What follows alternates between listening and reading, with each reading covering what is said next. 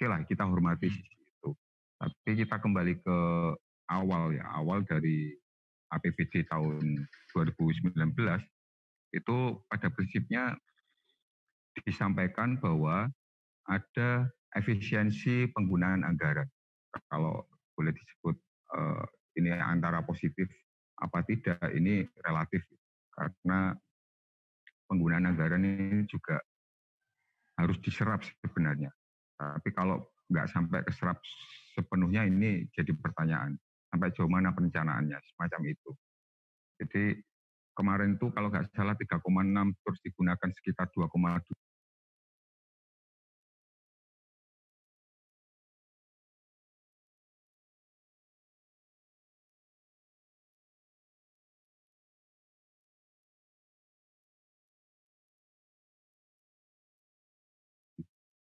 Laksanakan atau digelar oleh Pemkab itu dilakukan secara efisien.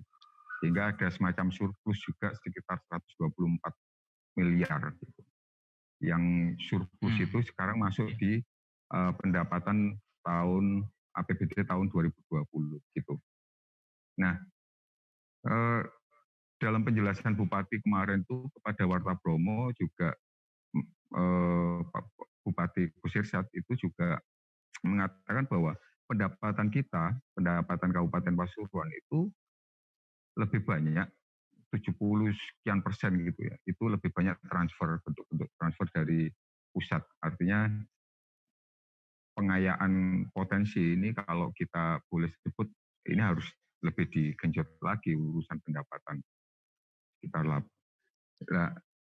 kemarin tuh sempat kita ya minta jawaban istilahnya. Bagaimana ngurusi pendapatan?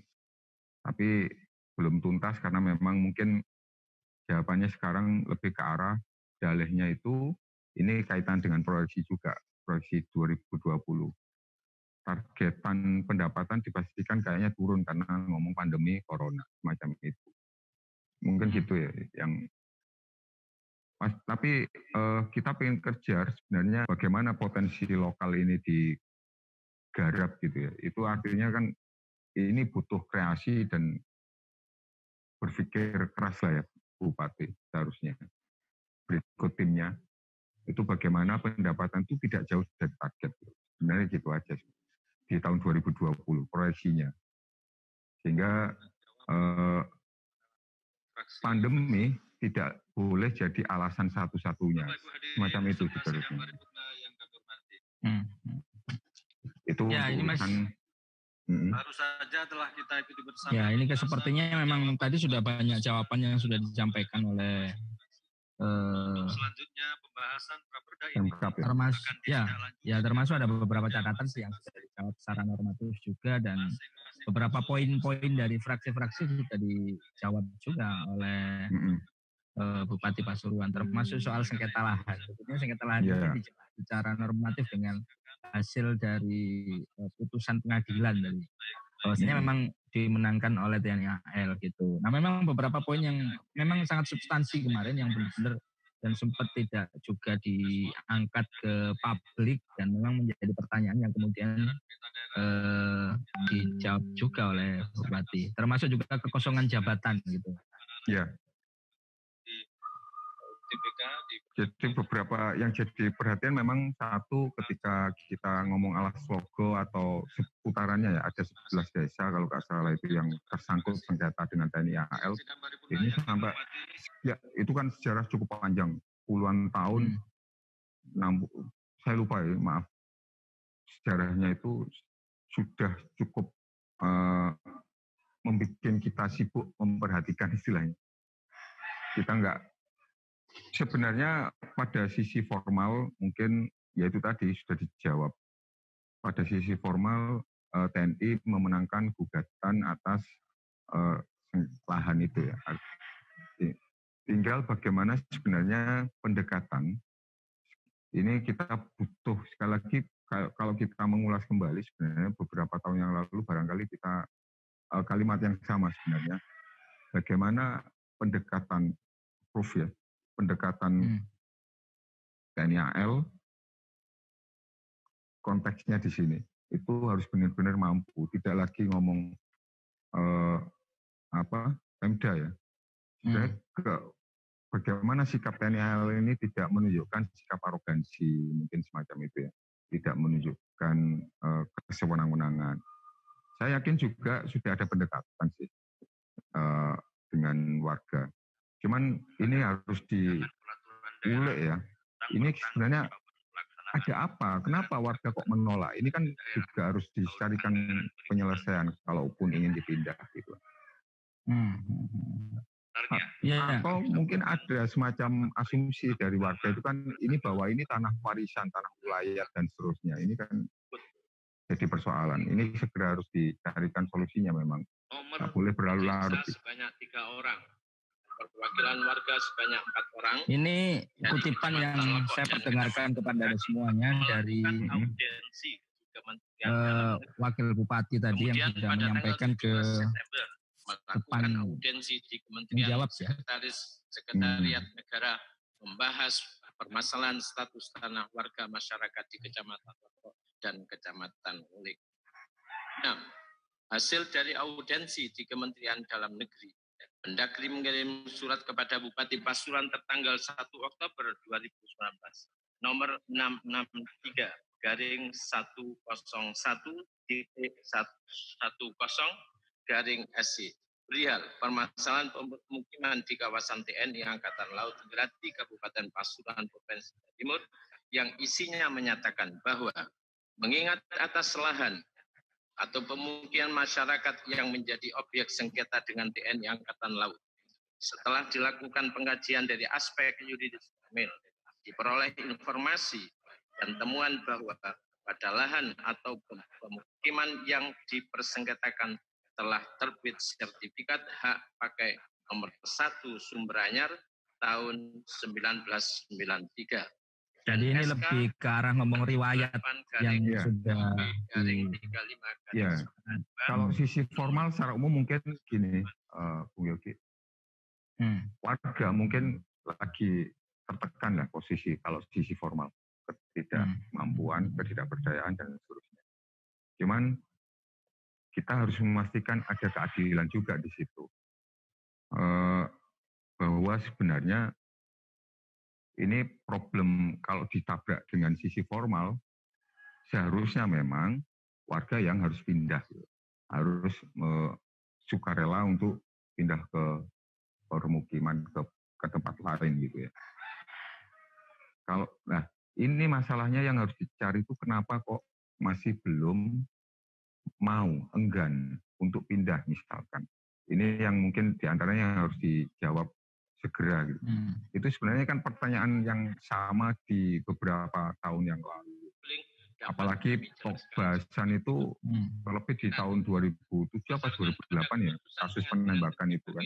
Ya, itu kan agak tuntas, banyak pihak yang membahas, sebenarnya tinggal mendorong untuk mendapatkan solusi. Cuman kenapa pada waktu itu, momen itu tidak sampai ada muncul kesepakatan untuk sampai ada relokasi misalkan. Ada apa gitu. Ini kan yang harus coba kita ulas lagi, mungkin kita gali lagi apa sih sebenarnya yang didapatkan waktu itu, keinginan warga lah istilahnya, di tahun 2007 atau 2008 waktu itu berproses sejak peristiwa kasus penembakan di Alas Logo itu. Itu kan sebenarnya sudah cukup fokus membahas, dan kalau mungkin tinggal hanya beberapa langkah ngomong relokasi sebenarnya. Kalau yang mungkin ini pengamatan subjektif saya ya. Cuman kenapa itu gagal itu kita juga nggak ngerti. Sehingga intinya gini, kuncinya adalah win-win solution istilahnya. Bagaimana pihak tentara Angkatan Laut itu juga tidak merasa dirugikan, warga juga tidak merasa direndahkan atau dirugikan juga. Win-win solution ini memang agak berat, tapi harus dilakukan gitu. Karena kalau ini saya yakin untuk tahun depan atau ada satu momen apalagi paripurna lagi itu akan muncul lagi. Ini akan gak mari-mari San. Atasi urusan gak mari-mari, sehingga mungkin kalau memang harus segera ya sekarang gitu. Meskipun sekali lagi ini jauh dari pokok bahasan bahasan tema APBD ya. Ya. Dan tapi itu juga bagian tidak terpisahkan, artinya kan permasalahan itu kan juga anggaran itu kenapa tidak turun, dalam artian harus nanya angka-angka itu Pak Tulsi. Benar. Nah ini mungkin saya dengarkan lagi beberapa poin yang sudah disampaikan oleh Wakil Bupati ya, yang tadi membacakan beberapa poin yang sudah disampaikan. Mungkin nomor 663 ini lebih ke arah substansinya yang surat menyurat lah. Hasil putusan. Permasalahan pemukiman di kawasan TNI Angkatan Laut Gerati Kabupaten Pasuruan Provinsi Jawa Timur yang isinya menyatakan bahwa mengingat atas lahan atau pemukiman masyarakat yang menjadi objek sengketa dengan TNI Angkatan Laut, setelah dilakukan pengkajian dari aspek yuridis formil, diperoleh informasi dan temuan bahwa pada lahan atau pemukiman yang dipersengketakan telah terbit sertifikat hak pakai nomor 1 Sumber Anyar tahun 1993 dan SK 278-HB-35-92 nomor urut 1 atas nama TNI Angkatan Laut, dan berdasarkan peraturan daerah Kabupaten Pasuruan nomor 12 tahun 2010 tentang rencana tata ruang wilayah Kabupaten Pasuruan tahun 2009-2029. Pada lokasi tersebut telah ditetapkan sebagai lokasi sarana pertahanan. Ya, artinya ini kan sudah jelas bahwasanya memang wilayah itu sudah keluar secara legalitas gitu kan, dalam artian dinyatakan sebagai hak pakai untuk wilayah pertahanan. Nah, sementara untuk artinya ini juga harus sikap dari pemerintah daerah itu sih, bagaimana kemudian masyarakatnya sudah cukup lama di situ untuk bagaimana solusinya kan akan dikembalikan ke sana juga, dilematis gitu. Dilema juga. Jadi memang ya tinggal itu pendekatannya sampai sekarang bagaimana gitu loh. Kalau memang perlu sebenarnya ada semacam tim khusus gitu ya, tim khusus dari Pemkab melibatkan TNI AL, melibatkan warga. Jadi setidaknya mungkin ini jadi embrio untuk menuntaskan masalah ini. Jadi perwakilan masing-masing desa bisa jadi dalam satu kesatuan dulu membahas masalah roadmap atau bagaimana peta penyelesaiannya. Ini yang harus mungkin segera dibentuk barangkali. Kalau memang itu jadi fokus. Bagaimana membentuk tim itu mungkin ya harus dipikirkan bareng. Semua harus duduk bareng. Jadi artinya di sini ada tetap, mungkin jadi ahli, bisa jadi dari tokoh masyarakat dan TNI AL. Nah di sini menyatukan persepsi dulu, pemahaman bareng tentang posisi masing-masing. Setelah itu mungkin disusun roadmap untuk penyelesaian kasus sengketa lahan ini. Sehingga mungkin harapannya dari situ juga muncul, ini salah satu saja mungkin ide dari kita barangkali semacam itu untuk menyelesaikan sengketa ini.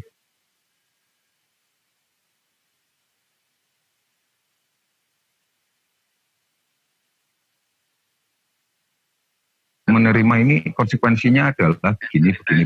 Misalkan menerima relokasi ke mana dan seterusnya. Jadi ini harus muncul bagaimana objek yang nanti lahan disiapkan untuk relokasi misalkan dan seterusnya. Jadi tim ini bisa bekerja multi year lah istilahnya, tidak dibatasi waktu. Oke. Siap. Dan selama ini kita tidak pernah mendengar hal itu secara detail, daun berita ya. Gitu. Ya mungkin ini juga yang lain Pak Tuji, yang lain yang mungkin kita lepas lah dari isu yang itu kemarin disampaikan oleh fraksi Nasdem gitu. Nah ini ada satu jawaban juga dari beberapa fraksi yang katanya mungkin dengan COVID-19 ya. Untuk seluruh dan semua santri dalam rangka melaksanakan protokol kesehatan untuk pencegahan COVID-19 di pondok pesantren. Juga telah dilaksanakan penyemprotan disinfektan di seluruh pondok pesantren di wilayah Kabupaten Pasuruan. Protokol kesehatan bagi santri yang akan masuk ke pondok pesantren wilayah Kabupaten Pasuruan sudah dijalankan selama santri masih berada di rumah masing-masing. Adapun pemeriksaan lebih ke arah bagi santri dilakukan para santri yang mempunyai indikasi peningkatan suhu tubuh dan tanda-tanda gejala COVID. Untuk pengasuh, pengurus, dan pengajar, serta keluarganya digratiskan untuk pemeriksaan rapid test. Selanjutnya, Bupati Pasuruan telah menerbitkan surat edaran nomor 360-424.013/2020 tentang SOP, protokol kesehatan santri masuk pondok pesantren. Ya, ini mungkin yang lebih kemarin ditanyakan oleh fraksi P3. Pokoknya mereka menanyakan, nggak ono tak P3 apa ya sebenarnya, yang memang menanyakan bagaimana mekanisme pemerintah nggak ada kebijakan enggak katanya dengan pengelolaan penanganan dari tes gratis dan ini dijawab oleh Bupati dengan pernyataannya untuk para santri sih. Untuk para santri ya khusus untuk para santri yang memang sudah diberlakukan. Dan mungkin hari ini ada informasi ya terkait rapid test, ada rapid test gratis atau apa hari ini Pak Tuji? Ya mungkin di beberapa tempat ada rapid test gratis dan seterusnya. Cuman itu lebih ke arah ini kepentingan Kebetulan kalau kemarin kan rumah sakit juga bisa ada menyediakan fasilitas untuk rapid dan swab ya. Memang berbayar, tapi ketika menunjukkan sesuatu mungkin bisa ada subsidi atau gratis gitu. Mungkin ada ketentuannya, bisa langsung diinformasikan ke sana ya, minta informasi ke pihak rumah sakit. Cuman secara umum gini, sebenarnya penanganan COVID ini hampir kebetulan kalau kita lihatnya di media Warmo itu kan kita nyoba di 5 wilayah ya. Jadi bagaimana Lumajang, bagaimana Kabupaten Probolinggo, bagaimana Pasuruan Raya, Probolinggo Raya. Pada prinsipnya kita melihatnya masih awal-awal ada kecanggungan atau apa gagap gitu. Terus sampai pada bentuk-bentuk yang sebenarnya kita patut juga bertanya, apa sih pentingnya disemprot jalan-jalan itu, ngentekno anggaran, tapi kan itu diantaranya yang jadi kegelisahan juga dari sebagian warga. Kenapa tidak diarahkan ke hal yang lain misalkan? Itu oke lah, melepas sisi itu pada prinsipnya khususnya kalau fokus sekarang di Pemkab Pasuruan memang akan ada banyak lonjakan misalkan. Ya ternyata kalau mungkin wartawan kemarin juga sempat langsung tanya ke Bupati tentang kondisi peta sebaran dan seterusnya itu diantaranya karena Pasuruan menjadi lintas yang kemarin itu bahwa berdekatan dengan Sidoarjo, Surabaya dan seterusnya ini jadi rawan lah. Cuman yang kalau kita pengen gugatkan, kok iso gak sampai ke pantau pinggiran itu, khususnya yang Gempol ya, itu kan yang jadi sumber sumbangsih terbanyak. Kalau urusan penanganan sampai pada genjotan anggaran, kita masih belum mengetahui efektivitasnya ya. Karena sebenarnya ini agak rumit ketika kita membahas COVID ini sebenarnya.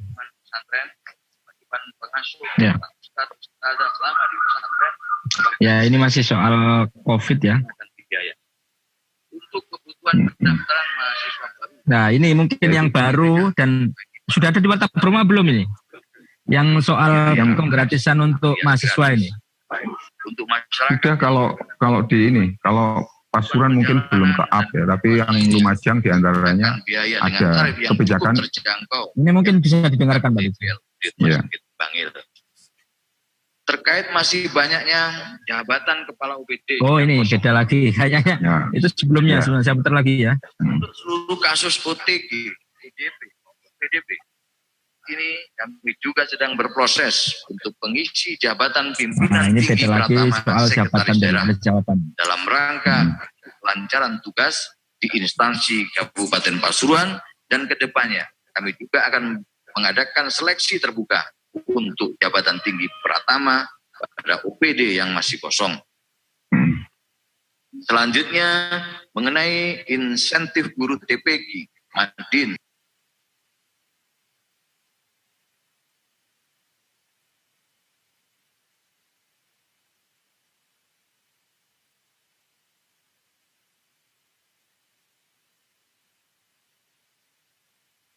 Rp1.318 orang dengan besaran mulai Rp100.000 sampai dengan Rp200.000. Ya. Kalau itu kita sudah. Ya, itu sudah sempat ya. Jadi memang ya, kita untuk rapid test kemarin untuk mahasiswa perguruan tinggi memang sudah. Itu masih tahap rancangan awal-awal kemarin itu. Cuman kalau memang sekarang kita belum up ya. Kalau yang sampai jauh ini ya yang terkini lah. Untuk Madin dan TPG insentif sudah cair sekitar 1, berapa miliar tadi ya? Iya, 1 sekian miliar lebih untuk 3.000-an sekian itu. Kalau itu membahas masalah serangkaian itu sebenarnya yang belum disorot oleh fraksi itu adalah fasilitas kesehatan dan mungkin ini ya mungkin jadi satu kesatuan ya, tapi saya belum lihat ini jadi fokus gitu. Bagaimana fasilitas kesehatan dan apalagi tunjangan-tunjangan. Karena kalau kita rujuk dari obrolan yang sentilan presiden waktu itu 75 triliun itu hanya mampu diserap 1,5 sekian persen gitu kan.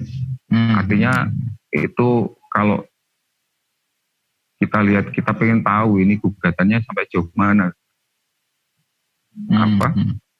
Anggaran untuk fasilitas kesehatan, untuk ngomong yang lain-lain itu. Nah, buktinya memang belum sampai ada penggratisan yang disubsidi oleh di sisi kesehatan ya. Itu salah satu bagiannya yang mungkin belum bisa diserap, itu mungkin di antaranya yang kayak gitu. Jadi ini tidak digugatkan kemarin kalau nggak salah. Saya mohon maaf, mungkin bisa dikoreksi, tapi yang saya tangkap fraksi-fraksi tidak melihat sisi yang misalkan tunjangan tenaga kesehatan, bagaimana relawan, karena beberapa meski masalahnya gini, kita kemarin sempat ngobrol-ngobrol dengan relawan itu juga agak ngeluh gitu. Cuman sayangnya nggak mau di-up gitu. Yang relawan maksudnya gimana ya? Relawan kesehatan. Jadi misalkan ada di kota, misalkan itu juga ada relawan di kabupaten juga ada relawan COVID. Ini juga ada. Oh ya. Tunjangan gitu. Ada, terus katakan kita ambil agak lompat lah, kita gak ambil kasus yang kabupaten, kita coba kota, itu kita juga sempat mendapat informasi masalah tunjangan itu juga bagaimana ya, relawan tidak ono anggarane, gak dianggarane, mor-mor dikongkon brudul. Terus ketika ngomong honorariumnya, itu akhirnya rotok kebingungan. Cuman sayangnya sekali lagi ini kita tidak bisa ulek itu karena memang kita kesulitan narasumbernya, nggak mau lah istilahnya. Artinya bisa saja hal serupa itu terjadi di kabupaten. Masalah tunjangan-tunjangan tenaga kesehatannya itu sendiri sampai jauh mana ini kita juga belum tahu. Dan yang coba kita kita soroti sebenarnya sisi penggunaan anggaran di sisi kesehatan ini, penggunaan untuk kesehatan khususnya di penanganan COVID. Kita sampai jauh ini belum tahu detailnya sampai jauh mana. Karena sifatnya semua gelondongan. Karena kemarin kita ngomong gelondongannya COVID misalkan. COVID sudah. COVID itu diserap oleh sekian banyak dinas, sekian banyak satuan kerja. Ya dinas kesehatan, ya dinas perhubungan, ya dinas polisi dan seterusnya. Itu ada sekitar 175 dan seterusnya. Kita nggak pernah tahu detail karena memang tidak ada yang bisa ungkap atau ketika kita tanya ternyata masih masih belum. Penggunaan anggaran khususnya yang di kesehatan. Semacam itu. Ada banyak hal yang mungkin masih jadi pertanyaan besar di masalah pelaksanaan penanganan COVID di Kabupaten Pasuruan memang. Ya memang tadi sudah disampaikan sih, jadi itu juga ada jadi pertanyaan bagaimana gugus tugas, apalagi langsung pada Bupati Pasuruannya. Perkenankan kami menyampaikan penjelasan terhadap pembicara keempat dari fraksi Partai Golongan Karya. Oh, ini yang terkait kemarin tidak disampaikan. Pendapatan daerah tahun 2019 yang melebihi target dapat tulis saja disampaikan. Ya. 1. Pendapatan asli daerah. Ada 3 jenis pendapatan yang melebihi target, yaitu pendapatan restribusi daerah, hasil pengelolaan kekayaan daerah yang dipisahkan, dan lain-lain pendapatan asli daerah yang sah. Yang kedua, lain-lain pendapatan daerah yang sah yang melebihi target adalah pendapatan bagi hasil pajak dari provinsi dan pemerintah daerah lainnya. Oh ya, ini memang termasuk silpa. Ini gimana kemarin yang hasil wawancara dengan Pak Bupati? Ya, silpa dan itu akhirnya menjadi pendapatan di tahun 2020 masuk di nomenklatur APBD di 2020. Ya, cuman memang kita perlu pertanyakan memang kalau ada klaim ini efisiensi penggunaan anggaran. Yang menjadi pertanyaan adalah, efisiensi kinerjanya bagaimana? Apakah itu satu bagian, terus coro duit tapi kok gak iso keserapi kan yo jadi pertanyaan gitu. Macam itu. Ada duit kok. Nah terus gimana? Kata Bupati gimana? Ya normatif sih sebenarnya bahwa itu lebih ke arah efisiensi penggunaan anggaran, lebih ke arah sana. Memang kita belum alasan efisiensi ya. Belum dapatkan alasan efisiensi karena memang kita doorstop ya wawancaranya juga Bupati harus segera keluar ruangan atau keluar lokasi gedung GSG.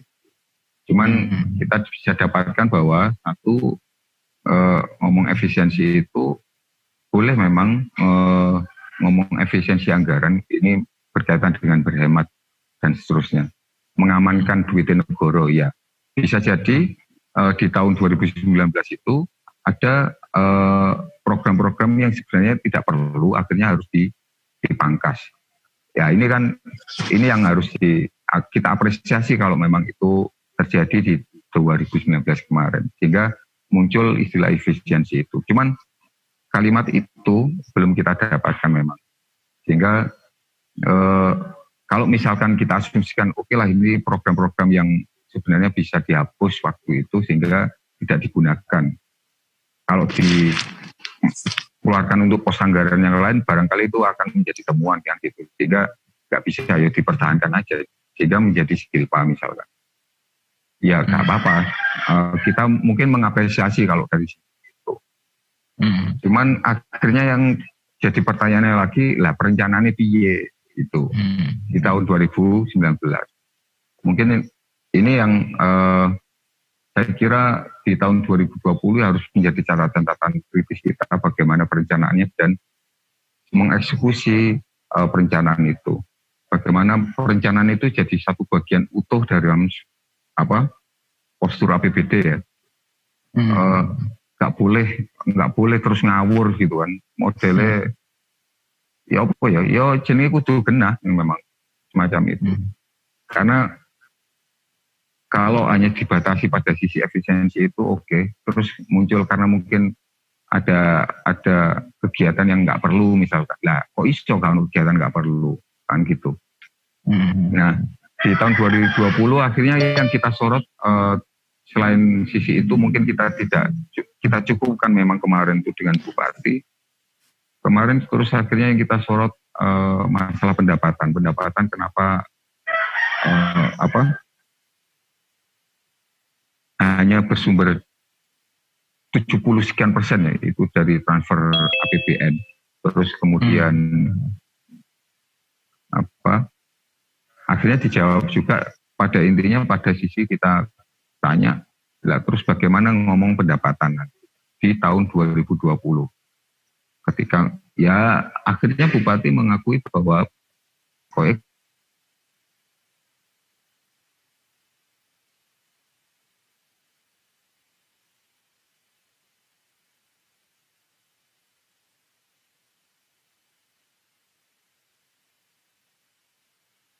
ini ya, jadi momentum untuk memeras otak. Gitu. Bagaimana semua kekuatan ini diarahkan untuk ben gak nemen-nemen gitu loh. Jadi target misalkan sekian, terus ya minimal up lah sian. Meskipun akhirnya kan lebih tipis dari target kekurangannya. Ini kan yang harus digarap sekarang untuk 2020. Saya kira PR besar Bupati dan jajarannya itu di situ. Lah masalahnya memang ketika ngomong sisi itu saja banyak pejabat yang off, yang pensiun dan seterusnya. Lah kebetulan kita dapat bocoran informasi kalau tadi Bupati ngomong kan ada ini OPD dan seterusnya akan segera diganti dan seterusnya. Oh ya. Nah, itu memang karena kayaknya ada beberapa poin sih yang disampaikan dan tidak banyak, artinya kita tidak akan melakukan seleksi terbuka apa gitu deh, yang kalimat ada, jadi maka seleksi terbuka sebenarnya, kayak misalkan ini sekarang kita kemarin tuh dapat informasi kan ternyata sudah ada dibuka untuk lelang jabatan, semacam lelang jabatan untuk sekretaris daerah. Nah, kebetulan Pak Misbah Zunid yang sekarang jadi PJ nggak bisa ikut karena faktor usia terlalu tua. Di antaranya, kabarnya semacam itu. Ini ada pernyataannya ya. Selanjutnya mengenai insentif guru TPG. Oh bukan ini. Insentif guru TPG. Dan jabatan pengawas yang sebagaimana telah dipersyaratkan pada peraturan Permendagri nomor 11 tahun 2011 tentang manajemen pegawai negeri sipil. Pada jabatan pimpinan tinggi Pratama, eselon 2A dan 2B, untuk pengisiannya dilakukan dengan seleksi terbuka atau melalui rotasi antar JPT dengan membentuk panitia seleksi. Saat ini kami juga sedang berproses untuk pengisi jabatan pimpinan tinggi Pratama Sekretaris Daerah dalam rangka untuk kelancaran tugas di instansi Kabupaten Pasuruan. Dan kedepannya kami juga akan mengadakan seleksi terbuka untuk jabatan tinggi Pratama pada OPD yang masih kosong. Oh ya, ya itu mungkin jawaban pertanyaan dari kalau tidak salah siapa? Apa P3 apa Gerindra? Lupa saya. Ya, sebenarnya mungkin yang tertutup mungkin Golkar juga itu diantaranya. Oh ya, diantaranya mungkin ya, itu. Yang tertulis, ada yang tertutup. Ya, yang tertulis. Nah, makanya ketika kita membahas postur anggaran terus dikaitkan dengan manajemen atau pengelolaan sebuah daerah gitu, itu memang menjadi satu kesatuan. Bagaimana ada konflik masalah sosial itu memang menjadi satu kesatuan. Saya yakini itu memang ada. Terus ketika kita ingin meraih target pendapatan misalkan, ya satuan organisasinya juga harus kuat gitu memang. Bagaimana sekda ini jangan sampai hanya sebatas penjabat gitu ya. Kalau hanya sebatas PJ ya ada keterbatasan kewenangan. Meskipun itu posisinya koyo jadi kan, tapi kan ada keterbatasan. Teamwork ini memang harus dikuatkan. Bagaimana terus beberapa kepala OPD juga macam-macam itu kan hampir banyak itu diisi dengan PLT. Mirip juga di Kota Pasuruan kok di Lalah ya. Jadi ternyata kalau kita ulas sebenarnya kita juga krisis pegawai yang dua pangkat ya. Pegawai yang dua pangkat, yang dua posisi. Kalaupun ternyata di sisi itu juga jadi perhatian sih sebenarnya memang harus. Bagaimana pelayanan ini menjadi terhambat hanya masalah-masalah yang sebenarnya cukup mendasar ya. Masalah teamwork, membangun teamwork sebuah tim kerja pemerintahan. Ya memang akhirnya gak iso kecapai karena memang lemah pada posisinya. Lemah pada porsi ketika misalkan satu orang harus menjabat 2 jabatan dan seterusnya. Sehingga yang terjadi ya ngelontor aja program sakne. Karena tidak ada target yang bisa dicapai di situ akhirnya. Targetnya pokoknya ono pekerjaan. Itu kan nggak boleh sebenarnya. Ini menjadi PR besar memang kita melihatnya tidak hanya di Pemkab ya kebetulan. Di Pemkot juga terlebih itu lebih fatal lagi juga sama. Mirip-mirip lah. Makanya ketika kita coba gugatkan misalkan ini, bagaimana meraih pendapatan yang nanti, bagaimana terus meras otak, terus meningkatkan kinerjanya agar targetan pendapatan ini gak ado-ado banget melesetnya. Ya kita agak ragu lagi akhirnya dengan komposisi teamwork yang sono itu. Karena sudah diungkap beberapa OPD dan sekda sekalipun juga masih sifatnya sementara macam itu. Ya, mungkin beberapa poin kita sudah panjang lebar Pak Tuji. Mungkin intinya sih memang sudah dijawab dengan baik oleh Bupati Pasuruan dan kayaknya sih acaranya sudah selesai ya beberapa waktu yang lalu ya. Atau mungkin masih ada kegiatan yang lain? Ya kita nunggu itu mungkin nanti setelah ini kan setelah menjawab butuh semacam kesimpulan atau keputusan dari Dewan. Kalau nggak salah pekan depan itu kan. Oke. Ya. Jadi kalau kita simpulkan kayak gitu ya, ternyata dari sisi postur anggaran yang sudah dilaksanakan di 2019 banyak sekali hal yang harus kita catat. Ya.